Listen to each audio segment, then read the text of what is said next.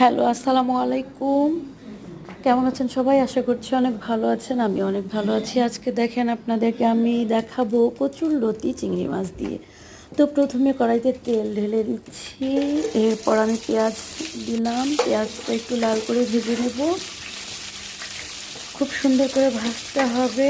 তারপর যখন ভাজা হয়ে যাবে তখন আমরা এর মধ্যে একটা মশলা পেস্ট ঢেলে দেব। সেখানে আমি আদা বাটা, রসুন বাটা, জিরা বাটা, কাঁচামরিচ সহ পানি দিয়ে মিক্স করে রেখেছিলাম, সেগুলো ঢেলে দিলাম। এগুলো সহ একটু কষিয়ে মোটামুটি যখন কষানো হয়ে যাবে তখন এর মধ্যে আমি চিংড়ি মাছগুলো দিয়ে দেব।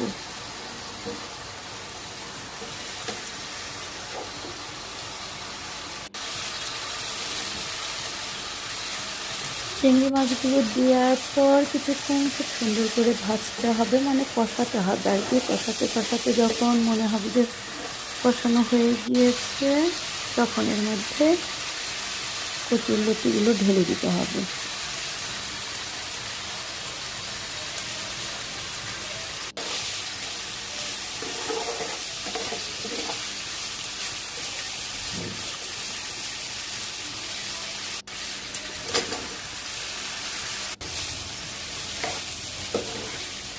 তারপর চিংড়ি মাছ সহ মশলা সহ কচুরলতিটা একটু নেড়ে ছেড়ে মিক্স করে নিতে হবে। তারপরে সবগুলো আবার একটু কষাতে হবে, একটু পরপর নেড়ে দিতে হবে।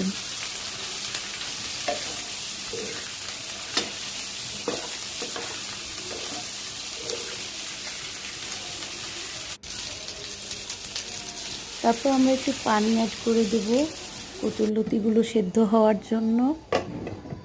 এরপর ঢেকে দেব।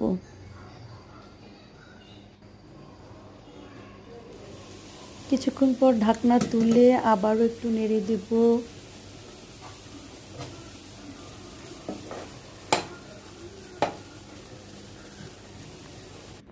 তারপর আবারও একটু ঢেকে দেব। যখন পানিটা শুকিয়ে আসবে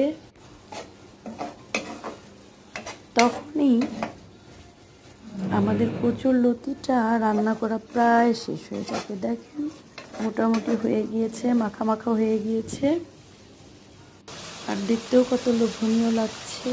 দেখেন, যা হোক, ধন্যবাদ সবাইকে। আল্লাহ হাফিজ।